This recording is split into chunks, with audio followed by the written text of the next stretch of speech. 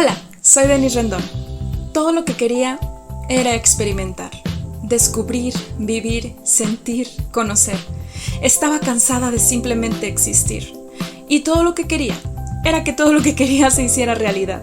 Así que decidí conquistar mi camino y ahora soy parte de la minoría de personas que actúa para liberarse de su esclavitud interna. Ahora vivo bajo mi propio sistema de creencias. No me conformo con lo que dicta la sociedad. Cuestiono todo. Me expreso escribiendo, cantando, bailando, siendo fiel a mí misma. Creo en mí y me reconozco como un águila con espíritu de mariposa. Extiendo mis alas sin límites, sin juicios o prejuicios de por medio, pues sé que estoy aquí para vivir, sonreír, sentir, disfrutar, crear, aportar y compartir, descubriéndome un día a la vez.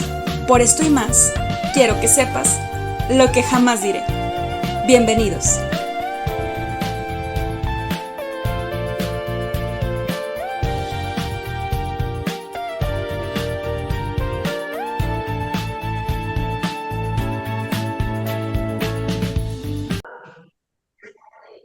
Hola, ¿qué tal, querida audiencia de lo que jamás diré? Estoy muy feliz y agradecida con Dios, con la vida, con el universo, con ustedes y conmigo por estar co-creando esta increíble experiencia. Vamos a hablar de un tema bastante rico, bastante delicado, bastante sabrosón, con cubrimiento y unión de hecho. Pero ahorita les voy a contar más acerca de este tema. Para esto tengo con ustedes a una invitada de lujo, como todas las personas que están aquí en tu podcast, en lo que jamás diré. Ella es Yair Patricia González Torres. Es originaria de León, Guanajuato, licenciada en Derecho por la Universidad de León y ha complementado su instrucción con estudios como diplomado en juicio de amparo, diplomado en litigación oral, civil, penal, mercantil, diplomado en Derecho Penal y procesal penal, curso básico de formación de secretarios judiciales, talleres en derechos humanos, inteligencia emocional y en reforma laboral. Además, ha desarrollado una sólida trayectoria en el ámbito jurídico dentro y fuera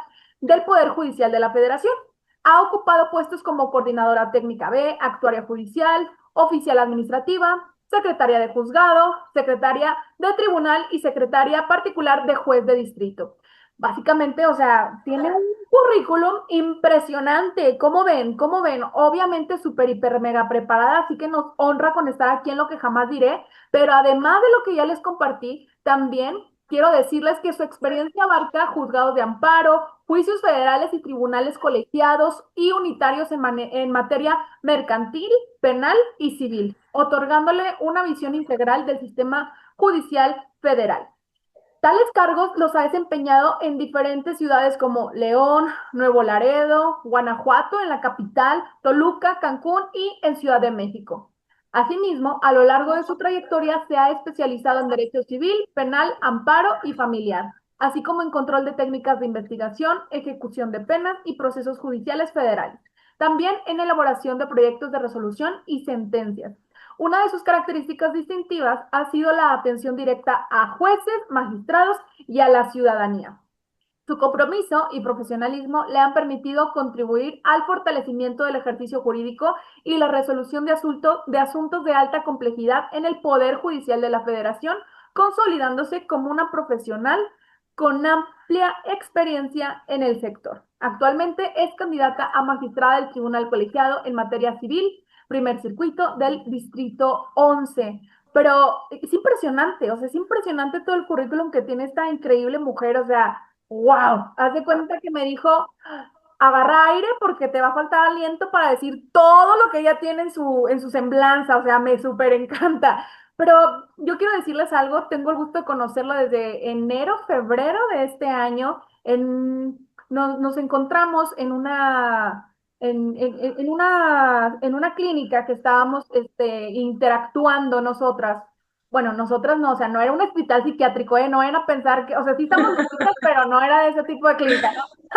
Sino que estábamos echando el brunch. Básicamente el brunch, coincidimos, también muy generosa ella, adquirió dos novelas de Tiembla de Placer. Al rato nos contará si hay oportunidad de contarnos, de decirnos qué le pareció y si tembló de placer. Ah, no es cierto, eso es muy personal. Pero vaya, su calidad humana se distingue en el trato hacia los otros. Yo me di cuenta desde que te presta atención, te escucha, comparte sus ideas, cero envidiosa, o sea, porque la neta hay gente que sí es mala vibra y es súper cizañosa y envidiosa y no quiere compartir nada y se le infla el ego de tantos títulos y la verdad es que no. Yo creo que todo este currículum y esta semblanza simplemente se queda corto con la calidad humana que ella tiene en su corazón, todo su brillo, su destreza y también su gusto por servir al prójimo. Así que yo la miro con estos ojos, es una persona, una mujer además de muy preparada, muy guapa, muy bonita, un pelazo ella divino. Y bueno, sin más preámbulo, Jair, bienvenida a tu casa, a lo que jamás diré. Muchas gracias, Denise. Gracias por tus palabras, por tu reconocimiento. Sinceramente, pues también cuando te conocí, agradezco la oportunidad que te diste para escucharme. El universo pues nos puso ahí y afortunadamente tuvimos esta posibilidad para poder compartir la charla que en aquel momento se dio y pues bueno, que dio la pauta para que ahora estemos juntas en este espacio. Muchísimas gracias. Nada más una aclaración relativo a lo de la candidatura. Ya no, bueno, eso fue en el proceso judicial que se dio en junio, que culminó el 1 de junio con la votación. Infortunadamente, pues no resulté ganadora, pero pues bueno, viví la experiencia y muchas gracias también por haberlo mencionado. Actualmente estoy de licencia sin goce de sueldo. Regreso a mi puesto, que es como coordinadora técnica B, en lo que anteriormente se llamaba la visitaduría judicial. Ahorita ya tiene otro nombre, pero es dentro del mismo Poder Judicial de la Federación. Y sin embargo, pues ahorita en estos meses que he estado fuera, pues estoy a las órdenes de las personas que me han buscado y que me han otorgado la confianza para representarlos en algún litigio. Así que pues muchísimas gracias. Oye, pero como que no cualquier persona llega a una candidatura. O sea, muy apenas uno a veces llega a la kermés a que te postulen ahí como reina del baile o algo. Tú vaya. Sí. Sí, pues gracias a Dios se me tomó en cuenta, la verdad, sí fue una aspiración, sin embargo tuve personas que me impulsaron, que me invitaron, me animaron para poder dar este paso y pues fue un trabajo conjunto, mucha gente detrás de mí, detrás, a un lado, adelante, pero pues bueno, no se logró, por algo sucedió, sin embargo estoy convencida de que esta es mi vocación, mi pasión, aparte de otras cuestiones que hago también, pero el derecho para mí ha representado un gran crecimiento en cuestión de mi personalidad y sobre todo pues como profesionista. Empecé a trabajar en un despacho desde los 17 años y pues bueno, hasta la fecha ya son 26 años de experiencia, tanto dentro del Poder Judicial de la Federación, tanto en Poder Judicial del Estado de Guanajuato, como lo mencionaste, y en el litigio. No, pues tienen que pasarnos las cremas que se pone esta mujer porque dice 26 años de experiencia, entonces ¿a qué horas empezó a litigar? No inventes. Si tienes que pasarnos tu crema o no sé si usas el baby botox, que no creo porque sí tienes expresiones pero tan naturales, así que seguro tienes pacto con el retrato. ¿Leíste esa novela? El retrato de Dorian Gray. No, pero bueno, es muy popular el dicho, no, gracias por reconocer pues eso se lo debo literalmente a mis papás, que desde muy jovencita me llevaron al dermatólogo, así que se me quedó el hábito de las rutinas de la limpieza facial, ¿no? Ay, Pero pues, y bueno, ya el tema también de tratar de dormir lo más posible, que es una receta infalible para que estés lo mejor presentable posible. y eso también es complicado en la abogacía. La verdad es que pues con todo el currículum que tú tienes, pues mis respetos, ¿no? Porque pues sí, bueno, acabo de terminar de ver una serie en Netflix que se llama El abogado de Lincoln. Y entonces pues ahí que está muy buena esa serie y la verdad pues casi no duermen. Pero hablando de no dormir, entrando en materia, por ejemplo, eh, concubinato y unión de hecho. O sea, Así. no, ¿verdad? Que pues casi no duermen y tiemblan de placer, obviamente, pero a ver, cuéntanos, qué es el concubinato y qué es la unión de hecho? Yo antes creía que eran cosas, bueno, el concubinato es cuando una persona está casada y tiene amante y la unión de hecho es como la unión libre, o ¿cuál es la diferencia? Cuéntanos. Mira, realmente es un tecnicismo. La unión de hecho y el concubinato es lo mismo, solamente que el matiz es en el momento en que tú estás dando una resolución. O sea, lo utilizamos como un sinónimo. El concubinato es la unión de hecho, o sea, la unión que se da de por sí con base en el principio de realidad. Están unidos, es el hecho de unirse. Ajá. Entonces, los concubinos son personas que sin haber firmado el contrato de matrimonio cohabitan dentro de un mismo hogar. O bien son concubinos, aunque no vivan bajo el mismo techo, pero tienen una relación pública continua de más de un año. Y esto es precisamente por el término este que usabas de amante, yo realmente no lo utilizo porque es una violencia psicológica, Claro. es violar a la mujer de forma moral. No, pero el Entonces, amante no, puede no ser el sé. hombre, ¿no? O sea, porque No, tengo... no, o sea, desde el punto de vista jurídico, no se utiliza la expresión amante, son concubinos. Ok, ok, concubinos. Sí. Ok, ok. Bueno, ok. No quiero violentar psicológicamente a nadie, así que ahí disculpen mi ignorancia, pero por eso No, soy no te una preocupes. experta. Fíjate que yo, Gracias por la oportunidad, justo para eso estamos aquí. al contrario, gracias por aceptar la invitación, porque fíjate que es un tema que personalmente yo recuerdo que cuando era pequeña estudiaba yo mucho la Biblia, cuando yo era cristiana pentecostés, y se menciona mucho en la Biblia, no sé, por ejemplo, que Abraham tenía a Sara, a Sarai, luego le cambiaron el nombre a Sara, y tenía a Agar, que era su concubina, decía algo así como la Biblia, y se llegó a ella. Y así que el rey David, Salomón, etcétera, bueno, no quiero estar inventando, lean la Biblia, por favor, edúquense. Pero vaya, en muchos pasajes se mencionaba que tenían concubinas. Entonces, recuerdo que cuando, pues obviamente yo se lo explicaba a mis adultos cercanos de confianza, pues lo que me traducían era que la palabra concubina, pues que se utilizaba más hacia la mujer, era como un amante o la casa chica o la segunda esposa. Los mismos términos llegué a escuchar incluso en la primaria como para que no sonara tan fuerte decir que tal es la amante, ¿no? Pero por ejemplo, incluso yo no sé, me han contado algunos amigos, el primo de una amiga, que a los hombres también les ha llegado a tocar ser los concubinos, a ellos, Sí. o sea, como sinónimo de amante, ¿no? Pero entonces, ¿cuál es la diferencia de decir, a ver, bueno, somos concubinos o mejor decir somos pareja o somos novios? No, pues yo creo que es como se sientan cómodos. Generalmente el término común es somos pareja, pero sí es que amante es peyorativo y más en este siglo XXI donde hay tantas posibilidades. Digo, algunas personas dicen es que son eufemismos, pero vamos aquí desde el punto de vista y con base en el ámbito del derecho, son concubinos. Incluso cuando te preguntan cuál es tu estado civil, pues eres soltera, pero vivo en concubinato. O soy soltera, pero estoy en unión de hecho. Entonces, el estado civil no cambia, siguen siendo solteros, pero vives con alguien, ¿no? Ok, Y sí, por supuesto que amante, el mal llamado amante puede ser tanto hombre como mujer, claro. pero en general no debería de existir ese término porque, insisto, es una connotación peyorativa de un desprecio y discriminación.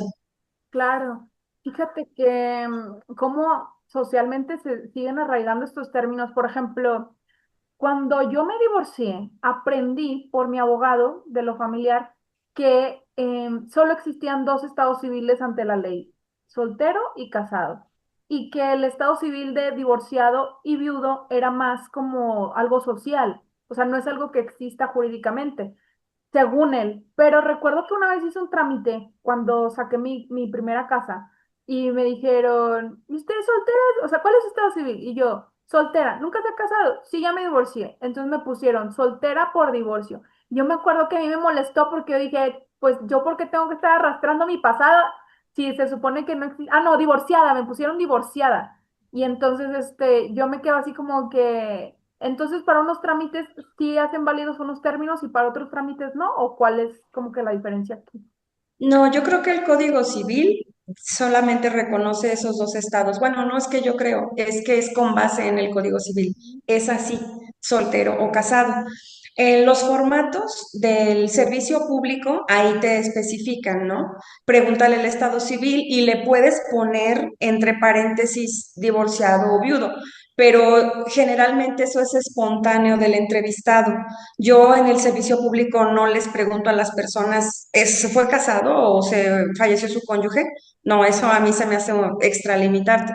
Simplemente es preguntar soltero o casado, o en su caso en femenino.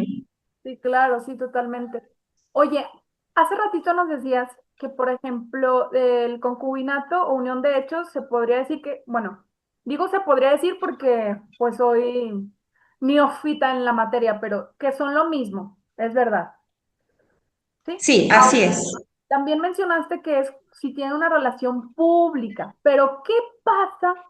O sea, ¿qué se considera público? Porque imagínate, ahorita que está muy de moda los casi algo, ¿no? De que sí somos, pero no somos, pero a lo mejor no me presenta con su familia o no lo presento con mi familia, pero mucha gente sabe. O sea, ¿qué es lo que se considera público? Que se dejen ver en público, por ejemplo, que vayan a un bautizo y los fotografíen, o el típico redes sociales. Pero voy a ser específica en esta circunstancia que además fue una realidad. Aproximadamente hace 5 años, una mujer pretendía una pensión de un hombre, o sea, le reclamó ante un juez del estado en materia civil o familiar en el estado de Morelos que le otorgara una pensión derivado de que tenían una relación de aproximadamente 12 años.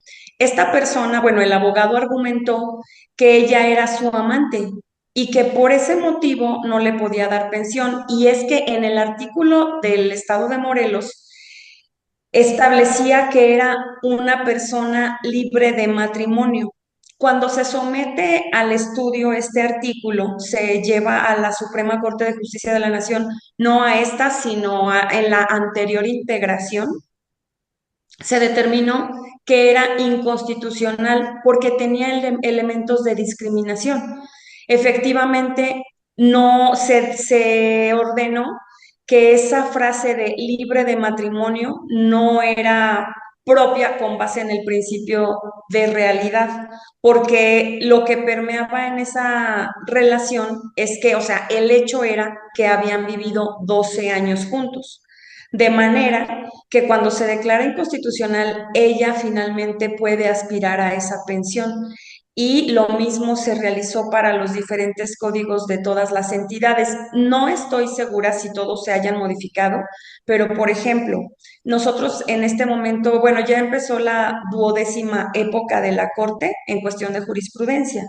Son como épocas en cuestión de criterios jurídicos que se van aplicando, pero en la 11ª época por primera vez se pudo invocar el hecho notorio. Es decir, si pongamos un ejemplo, si en el artículo de la Ciudad de México, del Código Civil de la Ciudad de México, todavía existe esa frase de hombre libre de matrimonio, lo vamos a combatir por la vía constitucional y podemos invocar como un precedente o hecho notorio esa jurisprudencia que se gestó con motivo del asunto que te comento del estado de Morelos.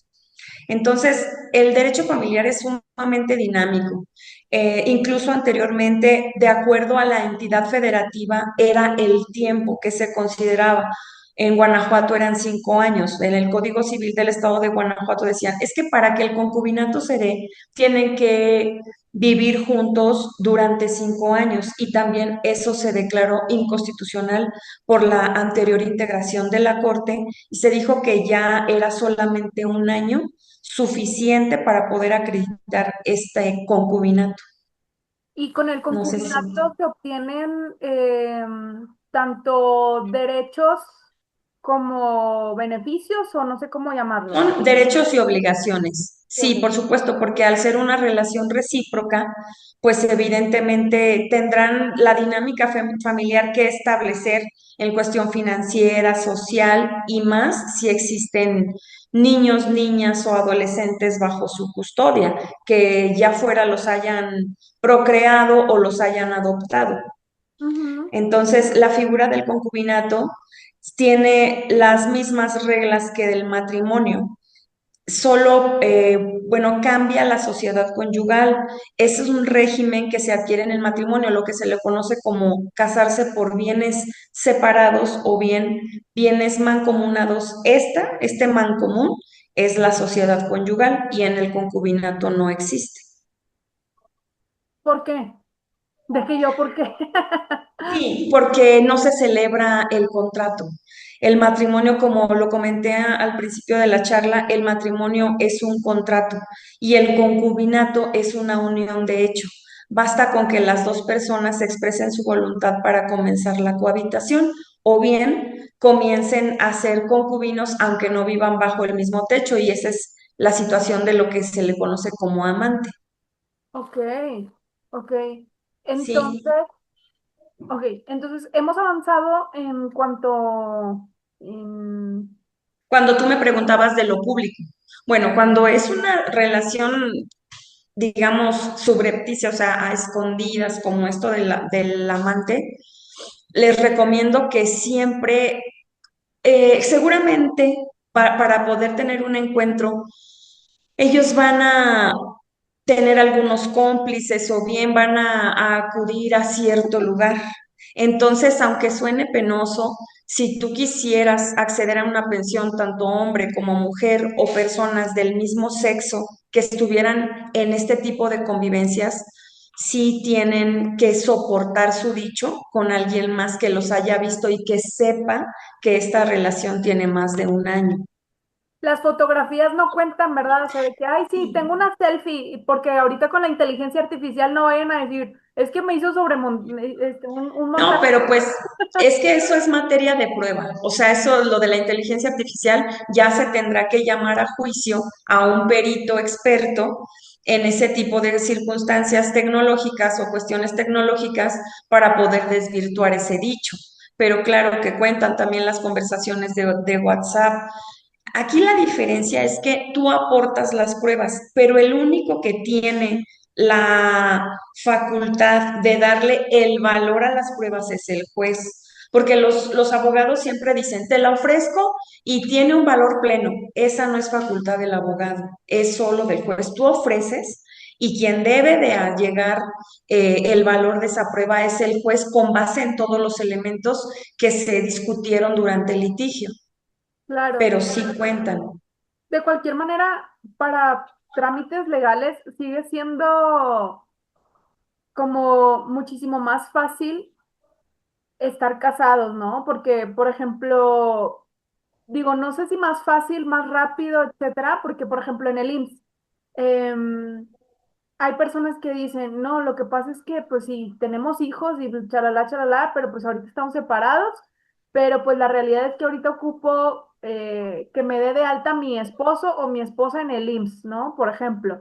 Y a veces hasta donde yo tengo entendido, por ejemplo, en el IMSS sí es posible, pero son muchos trámites y de por sí, con todo respeto, la burocracia está a la orden del día, pues cuando Sí. no estás casado, más, porque te piden más evidencias de que si eres concubino, concubina, o por ejemplo, para reclamar una herencia, normalmente es, pues tú eres la amante o el amante, ¿no? El concubino, etcétera, pues no, no te toca nada, voy a impugnar todo. Entonces, porque a pesar de que por un lado pareciera que hay muchos avances, por otro, la realidad es que en trámites no se siente así o no se percibe así socialmente, como que sí realmente hay un apoyo a estas situaciones. No, sí, sí hay. Se percibe que puede ser difícil, pero no, sí hay. Por ejemplo, en el Estado de México, si tú compareces al municipio, tú puedes solicitar una constancia de concubinato y comparecen los dos de forma libre y ese es como si fuera su acta de matrimonio y esa es suficiente para todos los trámites que se requieren hacer. Y justamente es lo que te comentaba, es que el principio de realidad nos rebasa, derivado de que los supuestos en uniones cada vez son distintos, cada vez. Por eso, como cuando te comenté que el derecho familiar es dinámico, se debe a estos cambios. Y nosotros podemos proponer, con base en nuestro principio de realidad, la situación jurídica ante un juez. Y ya la litis se trabará, es decir, ya se gestará el juicio con base en lo que nosotros pretendemos, ¿sí? Pero incluso todavía es más fácil cuando están de por medio niños, niñas y adolescentes, porque estén o no casados, sean o no concubinos, ambos, tanto padre o madre, o insisto, personas del mismo sexo, que tengan a cargo la custodia y la patria potestad de este niño, niña o adolescente. Los padres de estos niños, niñas y adolescentes que están involucrados con estas personas, estén o no casados, tienen estos padres la obligación de darles el derecho a la salud o a la educación, por ejemplo. Entonces ahí no interesa tanto si son concubinos o son esposos, porque el interés bueno, el interés superior es el de los infantes. Sí, claro. Sí. Sí, sí, sí, totalmente. Oye, ahorita también mencionaste algo acerca de que pueden ir las dos personas voluntariamente, no me acuerdo dónde dijiste, pero que son muchos términos. Digo, tú lo platicas bien Sí. padre, imagínate si no, fíjate, en otra vida, la verdad es que sí fui abogada. De hecho, era una de mis elecciones de carrera, era como de mis opciones de carrera ser abogada, pero bueno, me incliné por psicología y en otra vida fui abogada, la verdad. Pero pues en esta vida no, así como la canción, esta vida no, no te supe ser feliz. Y no me acuerdo quién era esa canción. Ojalá que haya otra vida y podamos coincidir. Bueno, ya, ¿no? Así como Ay, que, ¿qué tal? Otro de tus talentos, te felicito, cantas muy bonito. muchas gracias, muchas gracias. No, con gusto. A veces creo que la percepción social es más favorecedora para mí de lo que yo me escucho a mí cuando escucho las repeticiones, pero bueno. Entonces, en otra vida yo fui abogada, en esta no, así que de repente como que se me escurren los conceptos como mantequilla. Pero, por ejemplo, decías algo así como que si se presentan los concubinos voluntariamente, a no me acuerdo qué instancia, les pueden dar una constancia de concubinato que sería como que el equivalente, o sea, no es lo mismo, pero como el equivalente legal a decir, este es mi acta de matrimonio. ¿Es correcto? Sí. Sí, Pero, por ejemplo, en el Estado de México eso sucede, o sea, te acercas a algún municipio y dices que quieres que te otorguen una constancia de concubinato, pero tienen que ir los dos. Si en tu entidad federativa o en el municipio donde tú radicas no existe esta figura, también podrían ir con un notario. Y ah, parte de las personas que se han acercado conmigo, tenemos el servicio de un buen amigo notario y él nos apoya para hacer esas constancias en donde él certifica que las personas que están compareciendo quieren expresar que viven en concubinato wow, para poder acceder a los derechos de salud, por ejemplo. claro. Lo que decías del IMSS o el ISSSTE. Ajá. ¿Y sale más barato un trámite de estos que casarte? Pues mira, en cuestión de costos, sinceramente no, eso depende también del estado y no me sé los costos de cada entidad federativa. Sí, sí, sí. También los notarios tienen sus propios, digamos, topes de honorarios y no sé cuánto cobren por este trámite, pero no es oneroso. O sea, yo creo que, bueno, más bien el notario con el que trabajo no rebasa los 1,000 pesos por esta acta. Ah, ok, ok, O sea, ok. Ya, porque yo decía, pues si al final les sale igual, pues ya cásense, ¿verdad? Así como no, pero si lo quieres para un trámite, pues esa es una constancia y además pues certificada por un fedatario público. claro. Oye, pero bueno, ¿qué pasa si no se quieren presentar los dos? No, Eh, si es necesario, porque se supone que es una unión, si lo quieres para que te den de alta en el IMSS o en el ISSSTE, yo yo digo pensaría que para en que me el dejen una herencia, supuesto, para ¿perdón? lo quiero para que me dejen una herencia o algo así. No, bueno, pues esa serviría en su momento si la persona fallece, pero por eso lo deseable es que estén informados antes de dar el paso. Y cuando dan el paso, generalmente están en excelentes términos. De manera que, pues, lo deseable, insisto, es que ellos acudan voluntariamente y no tendría que haber una oposición porque si lo van a hacer de forma libre y sin coacción, pues no tendría que haber conflicto en ninguna de las partes. Claro, sí, claro, claro. No digo, yo lo digo porque a veces la gente está tan dañada que no sabe, no sabes quién, ¿no? Entonces, fíjate que yo siempre he creído que los psicólogos y los abogados vamos mucho de la mano. Estoy segura que, no sé, los casos que hayas atendido, en la materia que hayas atendido, estoy segura que te agarran de psicóloga, ¿a poco no?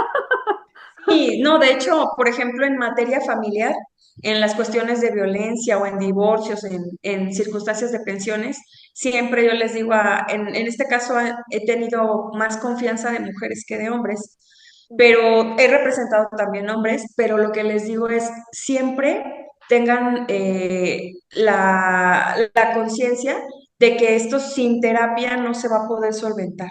O sea, yo los escucho con todo gusto, pero no soy experta, de manera que estaría errando y además hasta usurpando una profesión Claro. si yo me pongo a querer tratarlos como un psicólogo o a darles orientación psicológica, pues no es mi ámbito.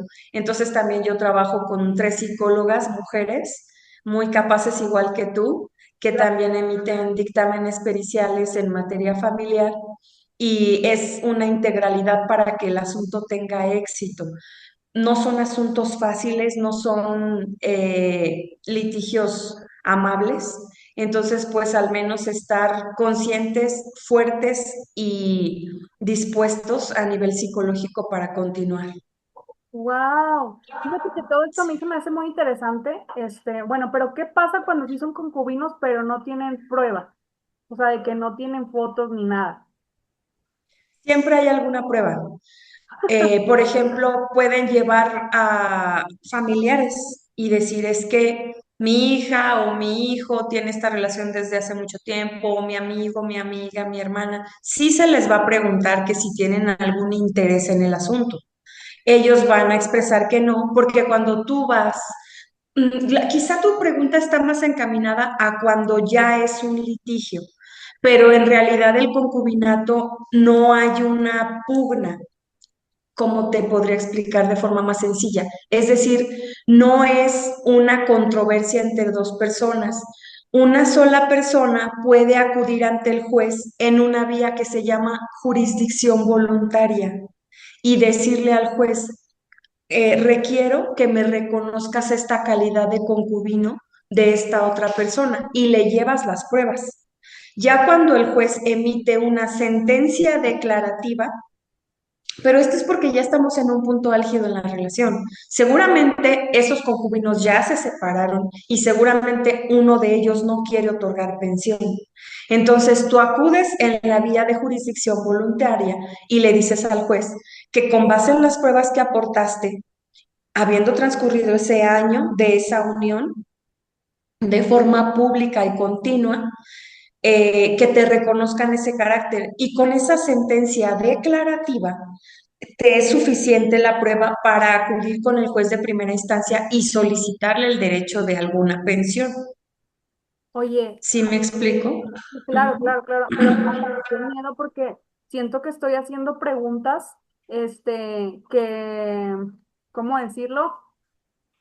Digo, toco madera, ¿no? O sea, no son preguntas que quiero que me pasen, pero de repente me quedé así como que expectante de, Denise, ¿por qué haces esa pregunta? No, es para mantenerlos informados, querida audiencia, no Y porque por estoy... supuesto, no, y lamentablemente tenemos, bueno, está más la tendencia hacia las mujeres de tener esta pena o vergüenza, tanto en los asuntos financieros como en las circunstancias de la vida, pues en esta vida de concubinato. ¿sabes? Siempre anteponemos esas creencias limitantes de es que van a decir que soy interesada, es que ella no me va a querer porque me va a tener miedo, pero no.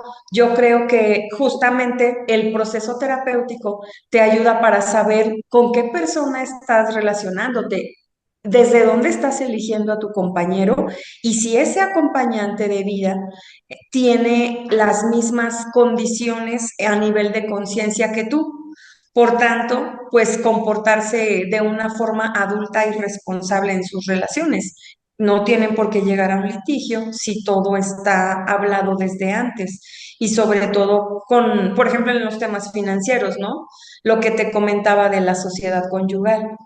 Oye, sí, totalmente. No, yo digo que sí tenemos que ser interesados e interesadas, porque justo nos tiene que interesar cuál es el nivel de conciencia de la otra persona, pero entiendo que este concepto se utiliza más cuando la gente, pues básicamente saca las uñas, ¿no? De que lo único que quiere es explotar los recursos financieros de su pareja. O sea, sí lo entiendo en ese Sí, sentido, ¿no? también existe. Pero en el otro, Sí, lamentablemente sí, es sí, una realidad. ajá, pero yo creo que sí nos tiene que interesar justamente lo que, ¿cómo se llama? Lo que la otra persona aporta al concubinato o en una sociedad conyugal. ¿Qué es una sociedad conyugal, por ejemplo? ¿En qué consiste? Sí, lo que te comentaba es la diferencia entre el concubinato y el matrimonio es la sociedad conyugal y consiste en que cuando estás bajo el régimen del matrimonio, cada uno, por eso se llaman bienes mancomunados. Todo lo que se vaya a reunir en el matrimonio es de los dos, pero dentro del periodo del matrimonio.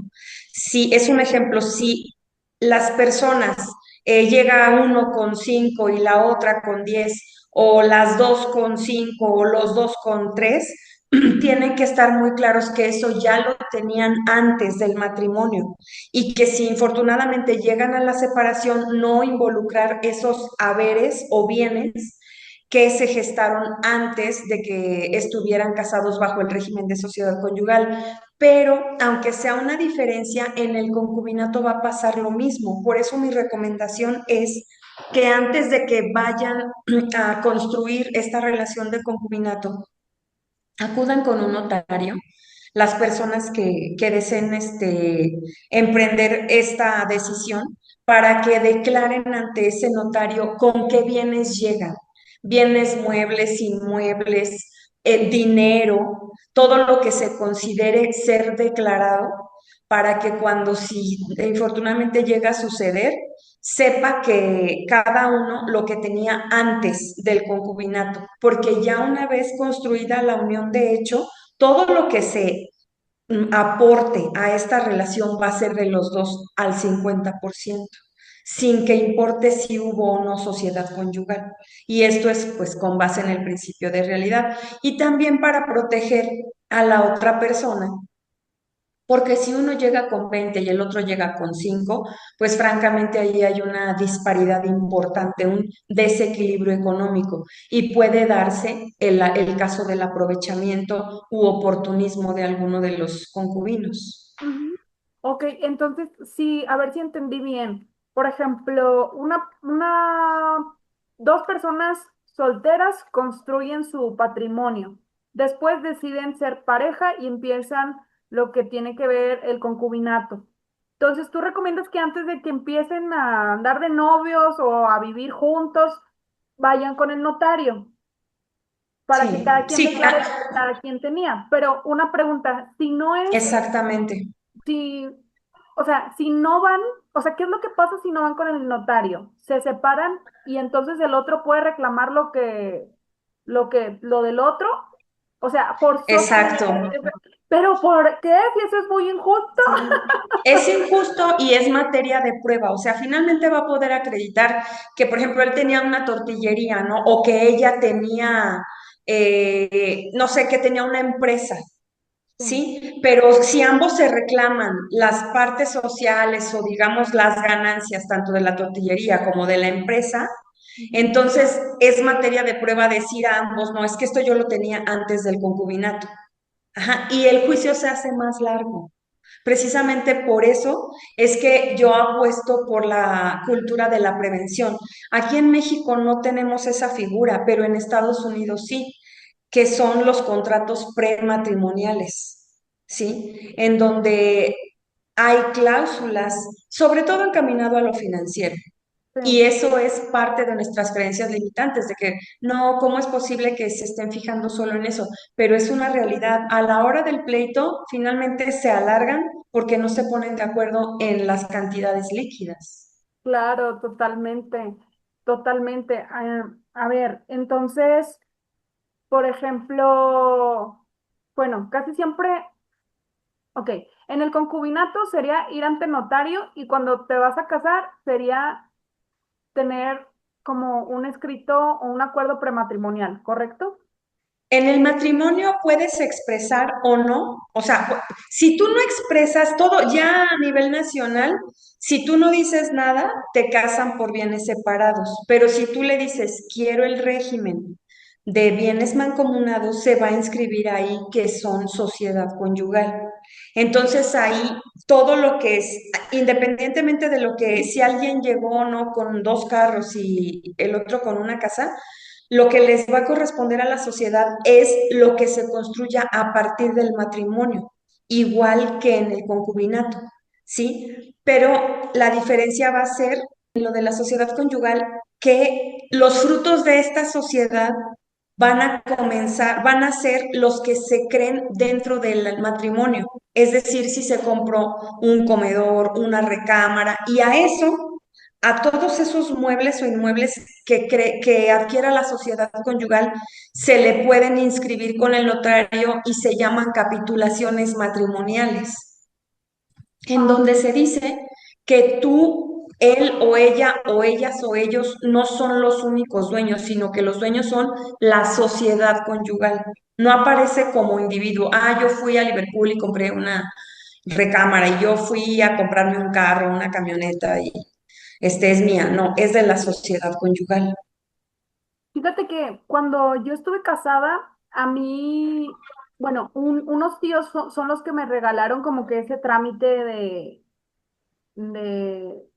ante el registro civil, pero recuerdo que a mí me querían meter en la cajita de bienes mancomunados, hasta que les dijimos, Eduardo y yo, es que nos queremos casar por bienes separados y tuvimos que pagar un documento adicional para que fuera el régimen o sea, sí, de bienes separados, Régimen de separación de de bienes, sí. separación de bienes, ajá, para que nos casaran, pero vaya, igual y cada quien, o sea, tampoco es como que, uff, como que ya tuviéramos la gran cosa, pero por ejemplo, ¿qué pasa cuando nos casamos por el régimen de separación de bienes?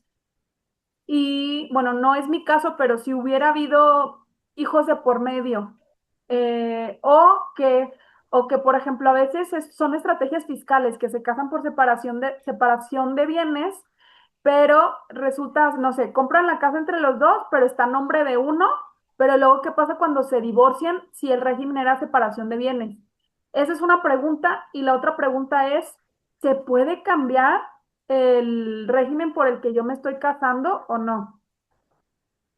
No, el régimen ya no se puede cambiar. O sea, lo que pueden hacer es constituir si la situación es proteger los muebles o los inmuebles, constituir estas capitulaciones matrimoniales ante el notario para protegerse de, por ejemplo, algún embargo que pueda sufrir alguno de ellos dos, pues eso no se puede tocar porque es de la sociedad conyugal.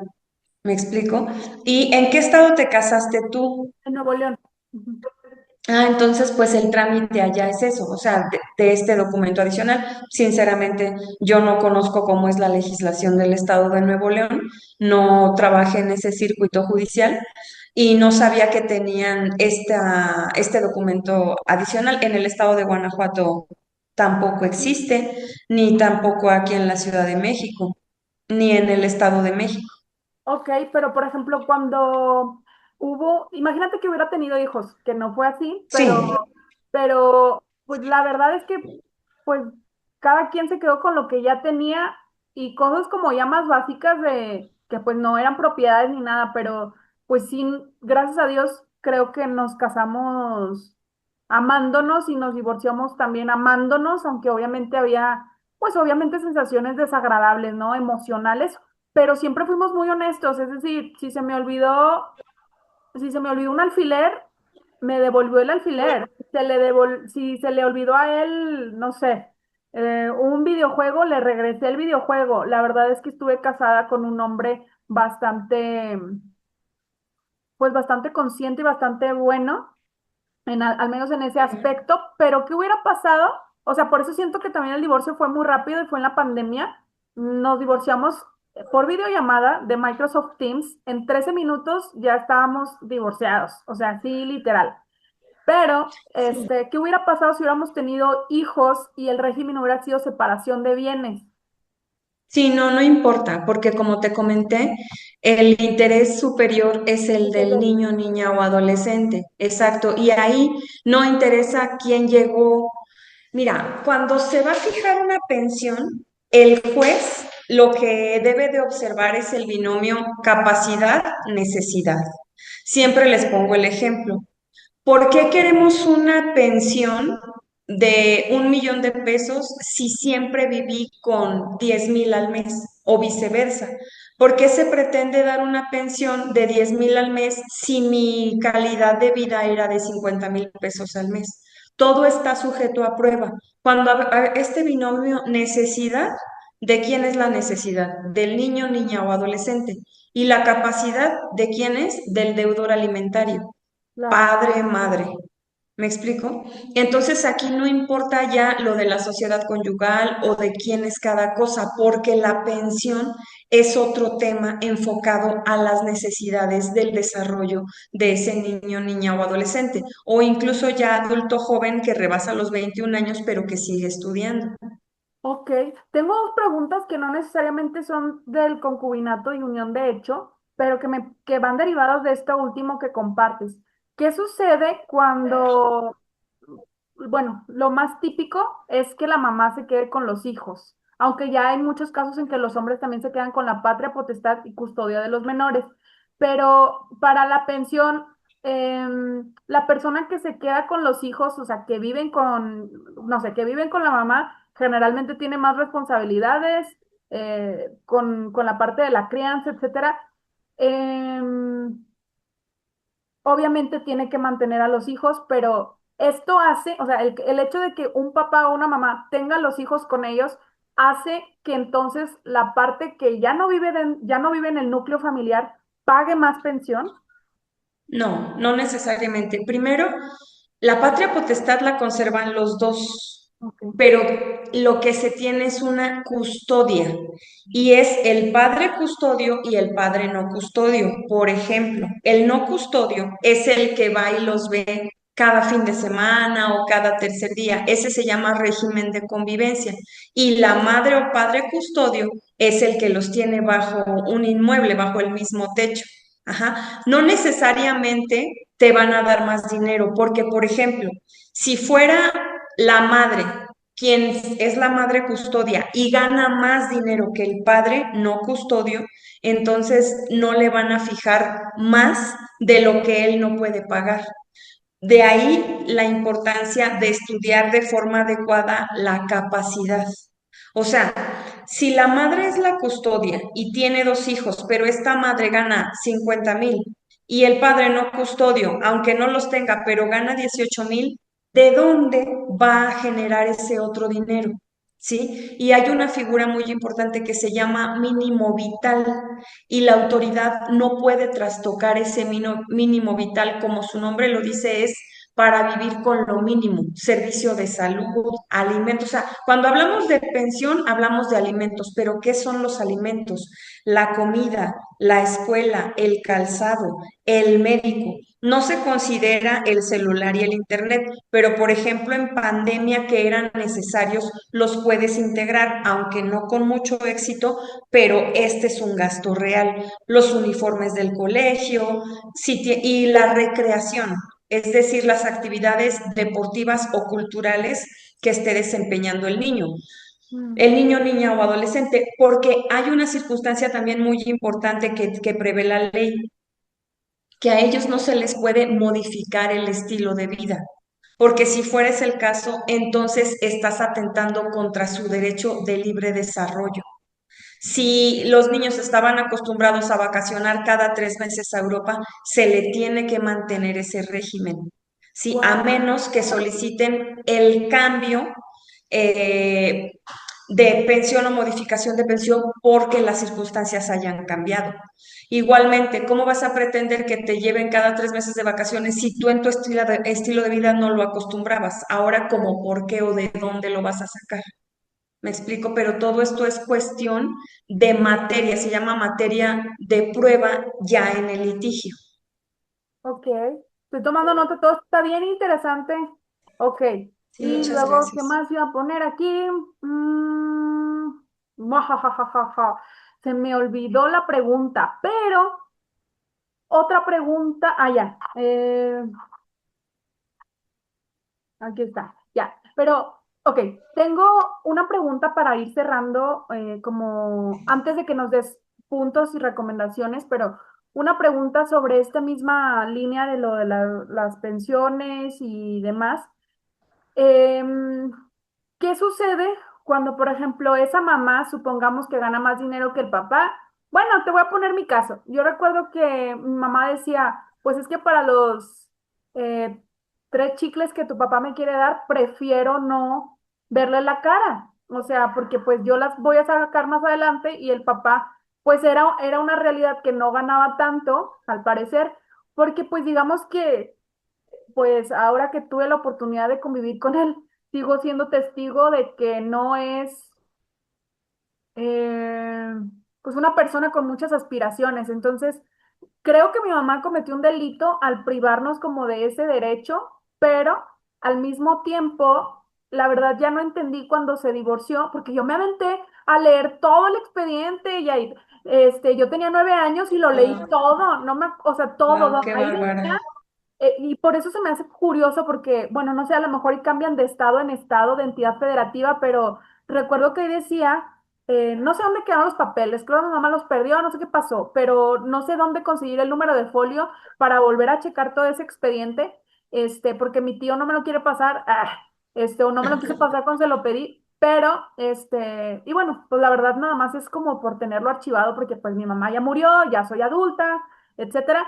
Pero recuerdo que en toda esa parte, mi mamá me encontró en la cama y yo, ¿y qué haces, niña? Yo tenía 9 años y yo, mami, pues estoy leyendo todo esto. Y mi mamá nada más sonrió así como que asombrada de que yo me aventara todo. Y recuerdo, si no mal recuerdo, que decía que le habían dado la patria potestad y custodia a mi mamá, porque publicaron en el diario oficial de la Federación. Mi mamá en aquel entonces existía solo el divorcio como que por ambas partes o el necesario, creo que ella tramitó el necesario, entonces andaba más o sea, más molesta porque mi papá nunca se presentó y eso implicó pues más gastos y más pues pérdida de tiempo para ella, ¿no? Entonces, según yo recuerdo, así fue, pero eso fue en el 2004. Pero para ese entonces mi papá pues ya tenía 10 años que no, pues sí nos llegó a regalar cositas, que bicicletas y cosas así por el estilo, pero realmente nunca se hizo cargo de nuestra manutención. Entonces, bueno, yo ya te preguntaré detrás del micrófono, pues, qué rollo con lo de la patria potestad y todo Es- eso. Pero hay algo que sí me queda mucho la inquietud y que quiero que la gente lo sepa. ¿Qué pasa con esas pensiones que dicen, la mamá o el papá tiene como quiera que pedirle pensión al papá, así sea muy poquito dinero? Pero si el papá, que fue un irresponsable, llega a la vejez, le puede exigir, o esa pensión, no sé si es pensión retroactiva, no sé cómo se diga, llega a la vejez, el papá le puede pedir pensión al hijo. O si no se divorciaron y la mamá, en este caso, en mi caso, ¿no? Si mi mamá no se hubiera divorciado y no hubiera obtenido como que, pues sí, no hubiera ganado como que la patria potestad de la custodia, mi papá nos hubiera podido cobrar pensión, que no lo creo tan descarado, pero para eso, dentro de todos sus defectos, no lo creo tan descarado, pero sí pasa. Entonces, creo que no estoy haciendo una pregunta en específico, pero lo que quiero decir ¿es posible?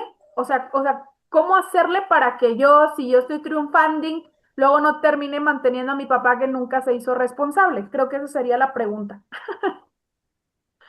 Sí, sí, pues lamentablemente sí es una realidad que generalmente los padres desobligados luego vienen a aspirar a las pensiones y generalmente lo hacen después de los 60 años porque entonces le solicitan a la autoridad que juzgue con base en perspectiva de adulto mayor. Mi recomendación es más bien de tipo preventiva. Si la mamá nunca pidió la pensión y en este caso, por lo que tú me estás comentando, a él incurrió en uno de los supuestos para perder la patria potestad, que seguramente fue el incumplimiento de obligaciones alimentarias, que es una acción civil y que es un delito. Entonces, por eso es que al habérsele acreditado, perdió tanto la custodia como la patria potestad, que son figuras diferentes. Pero bueno, como me comentas, lo hablaremos en privado para darte más detalles. Si tú no quisieras incurrir en eso, va a suceder si, bueno, si te llegaran a demandar, pero al menos si tú demandas primero, cumpliendo los 18 años, o sea, realizando la denuncia, perdón, la querella de incumplimiento de obligaciones ante la fiscalía, diciendo pues que tu padre nunca te dio manutención y si son pensiones retroactivas, caídas y no pagadas, vencidas y no pagadas.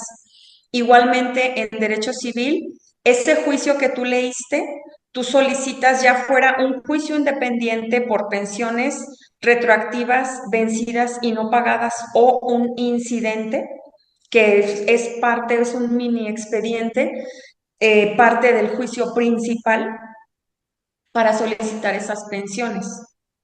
¿Sí? Entonces, O sea, claro que ¿cómo también ahí puede podría pasar? ser un arma de doble filo.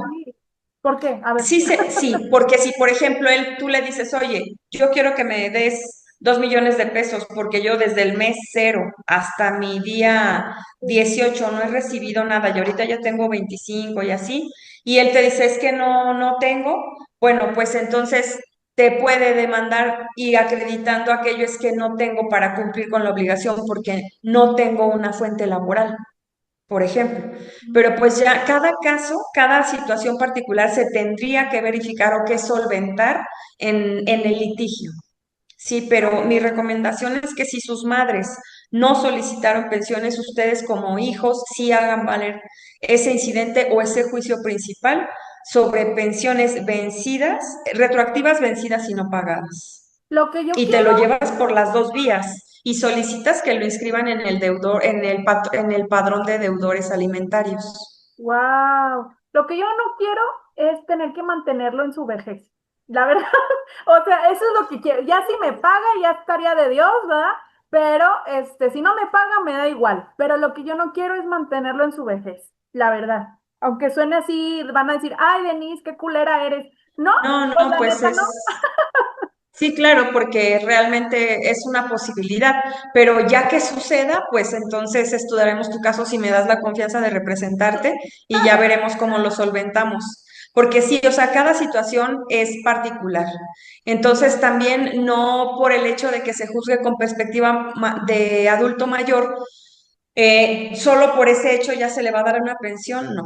O sea, hay que acreditar su comportamiento, el hecho de que a ti nunca te haya, que todo el esfuerzo fue por tu mamá, ofrecer la copia certificada de esa sentencia donde a él no solo se le quitó la custodia, sino la patria potestad y por qué la perdió. Entonces seguramente no tendría ni siquiera derecho a demandarte. Entonces habría que estudiar ahí las particularidades. Ya sé, wow, súper, hiper, mega interesante. Fíjate que muchísimas gracias por tu tiempo. Estoy segura que la gente ha aprendido muchísimo. Yo particularmente también soy súper curiosa y tienes una manera, además de muy profesional, muy, muy Te fácil lo agradezco. de que lo podamos comprender, porque a veces sé que hay mucha gente que no se acerca con un abogado, con una abogada porque le tienen miedo a los conceptos porque pues no entran dentro de nuestro lenguaje estándar, ¿no? Así que muchísimas gracias, Jair, por acercarnos a esta información de una manera tan clara, tan transparente. Y bueno, yo sé que tú eres muy profesional, pero pues a mí se me hace bien divertido pues saber todo esto. ¿Y qué pasará? Porque estoy pensando, ¿y qué pasará si el concubino? ¿Y qué pasará? No sé qué. O sea, siento que todos somos como tipo detectives, ¿no? Entonces, antes de cerrar, hermosa, danos algunas recomendaciones que le quieras dar a las personas en estos mismos temas de concubinato y unión de hecho para que no lo dejen pasar. Y posteriormente, cuéntanos tus redes sociales o cómo te pueden contactar en caso de que quieran comunicarse contigo. Sí, muchas gracias. Pues mira, Denise, en relación a las recomendaciones que les hago siempre son de tipo preventivas. Los abogados solemos ser muy técnicos, pero afortunadamente en este litigio, cuando he acompañado a personas, sobre todo, insisto, mujeres, aunque también hombres, niños y adolescentes, me ha dado la oportunidad de comunicarme lo más sencillo posible, porque la materia familiar te requiere sensibilidad, te requiere tener los ojos, los oídos y todos tus sentidos bien abiertos para que puedas comprender lo que están enfrentando estas personas. No solamente se trabaja con emociones, sino también con recuerdos y sobre todo cuando hay implicaciones de niños y niñas y adolescentes, pues se complica más. En general, cuando las personas que quieran emprender esta relación de unión de hecho o concubinato deben hacer cuestiones preventivas, informarse en las cuestiones financieras, qué tan dispuestas estar para inscribir ante, como lo dije, ante el notario o incluso desde que tú le dices a tu pareja, vamos a obtener una constancia de concubinato, ahí ves el compromiso. Y si ustedes van a decidir tener una relación, digamos, bajo lo oscuro, digamos, Secreta. a escondidas, ¿sí?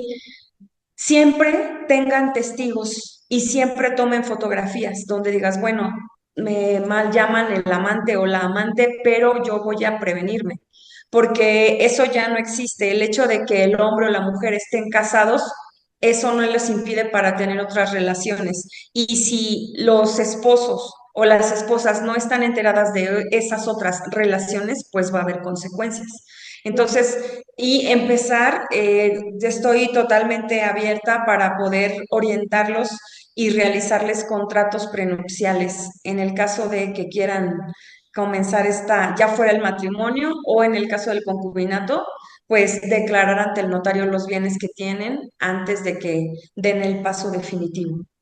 Wow, pues muchísimas gracias, ya lo saben, así que qué experta tan de lujo les traje, así Muchas que gracias. es lo que jamás dirá la gente no se atreve a decir, pero aquí está su servidora Denise Rendón que les acerca a una experta como Yair Patricia Patti. ¿Te gusta que te digan Patti? No, me No, gusta que me Yair. digan Yair. Excelente. Sí, sí, sí, Sí, aquí viene su nombre. Ok, yo siempre les pregunto, ¿cómo les gracias. gustan? Entonces, una experta como Yair, así que ya lo saben, ¿dónde te pueden encontrar en redes sociales o no sé si tengas algún número para que la gente pueda comunicarse contigo?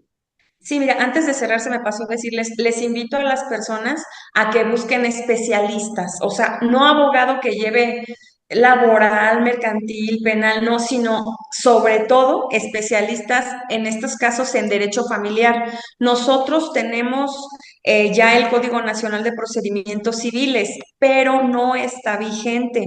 Va a empezar su vigencia enfocado a que, por ejemplo, en materia familiar, cuando se trata de estas situaciones de concubinato o de pensiones, encuentren o busquen abogados que sean especialistas en materia familiar. Nuestro Código Nacional de Procedimientos Civiles entrará en vigor, bueno, ya entró en vigor, pero se va a empezar a aplicar a partir del 1 de abril de 2027. Entonces, ahorita todos los tribunales superiores de justicia del Poder Judicial del Estado, de cada entidad federativa, está obligado a capacitar a los operadores jurídicos para que empiecen la implementación de este código y a su vez también todo el foro jurídico, es decir, todos los abogados postulantes o litigantes, también si desean especializarse, necesitan acudir a esta especie de diplomados o de especialidad para obtener una cédula, para que puedan representar a niños, niñas y adolescentes en este tipo de litigios. Si tú no acreditas esa calidad, va a ser como en materia penal. En el caso de justicia para adolescentes, ya no te van a dejar participar representando a esta población. Entonces, pues, sí mucho hincapié para que la gente que esté atravesando por un tema de esta naturaleza busque a los abogados especialistas en materia familiar. Y pues de mis redes sociales, te proporciono mi WhatsApp, Claro. que es 477-674-5072. Ahí estoy a la orden. La alada es de León, Guanajuato, aunque radico actualmente en la Ciudad de México, pero mi teléfono sigue siendo de allá de la ciudad donde nací. Y en mi Instagram aparezco como Yair González, nada más. Sin H, es Y-A y latina B de bebé, González. Así me encuentran.